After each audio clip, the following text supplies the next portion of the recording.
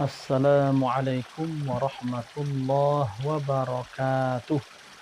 Alhamdulillah alladzi hadana li hadza wa ma kunna linahtadiya laula an hadanallah. Allahumma salli wa sallim ala sayyidina Muhammad wa ala alihi wa ashabihi ajma'in. Amma ba'd. Saudara-saudariku, uhibbukum fillah. Pedang Rasulullah sallallahu alaihi wasallam bagian pertama. Bab ini dan beberapa bab selanjutnya akan membahas tentang peralatan perang yang digunakan oleh Rasulullah sallallahu alaihi wasallam. Pertama-tama disebutkan pedang Rasulullah sallallahu alaihi wasallam baik dari segi bentuk, bahan pembuatan pedang dan pegangannya, serta beberapa hal lain yang berkaitan dengan itu. Pada pemilihan urutan bab ini, setelah bab sebelumnya yang membahas tentang cincin Rasulullah sallallahu alaihi wasallam, terdapat kejelian yang menurut kami mencerminkan kecerdasan dan mengandung hikmah. Hikmah tersebut adalah keterangan bahwa dakwah melalui tulisan yang dilakukan oleh Rasulullah sallallahu alaihi wasallam melalui aktivitas korespondensi kepada para penguasa negeri adidaya lebih didahulukan sebelum dakwah dengan pedang atau peperangan.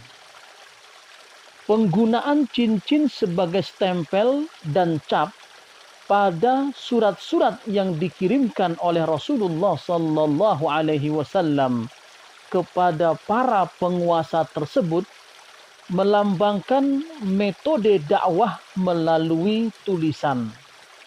Surat-surat yang beliau kirimkan berisi seruan-seruan dakwah kepada jalan Allah Ta'ala dan peringatan akan tindak kekufuran dan kedustaan yang ada pada diri mereka.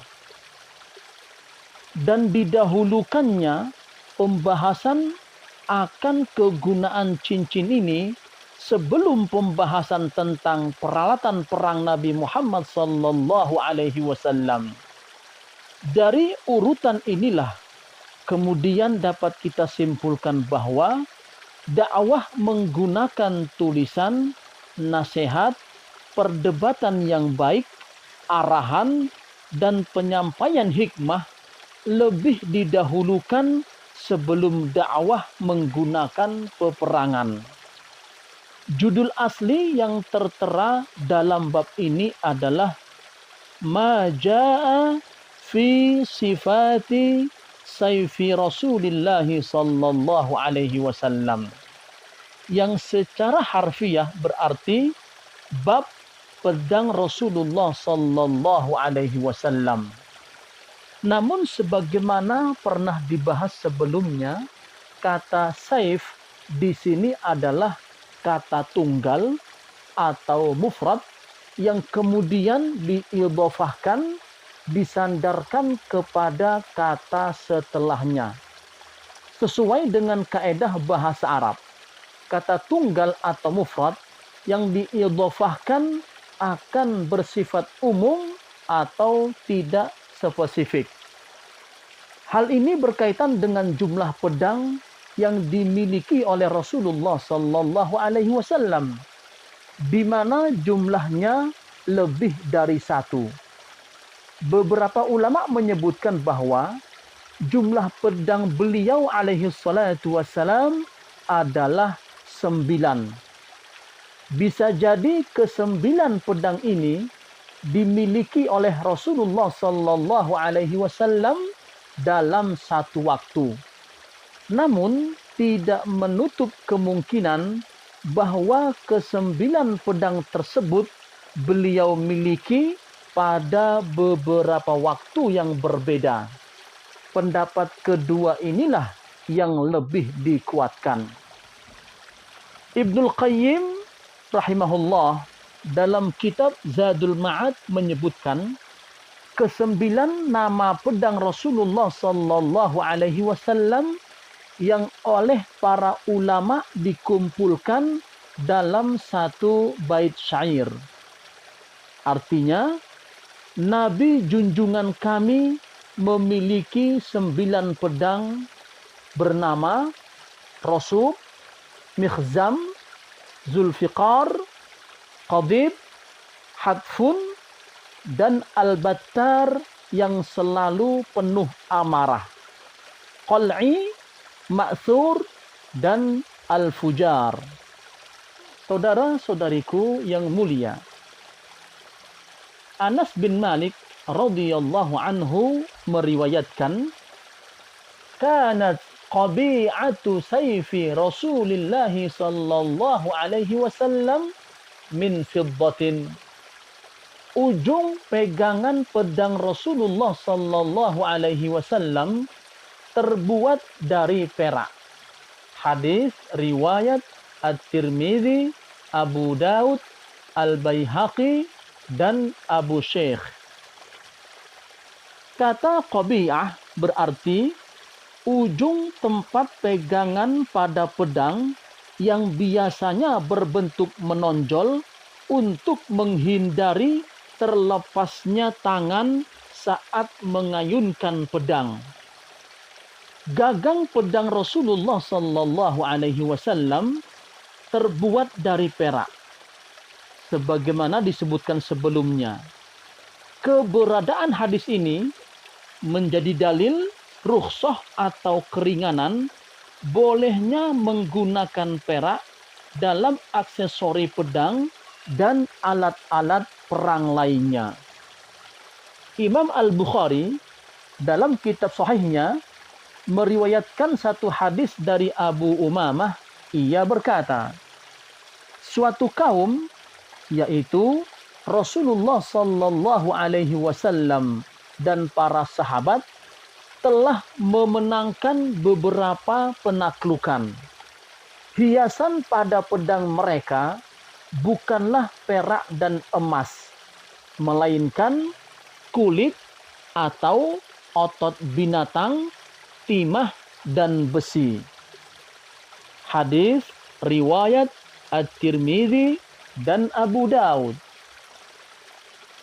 Sa'id bin Abi Hasan Al-Basri meriwayatkan, kanat qabi'atu sayfi Rasulillah sallallahu alaihi wasallam min fiddatin. Ujung pegangan pedang Rasulullah sallallahu alaihi wasallam terbuat dari perak. Hadis riwayat At-Tirmidzi, An-Nasa'i, Abu Daud, dan Ad-Darimi.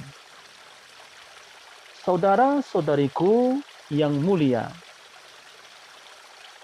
Talib bin Hujair bercerita kepada kami dari Hud ibnu Abdullah bin Sa'ad dari kakeknya.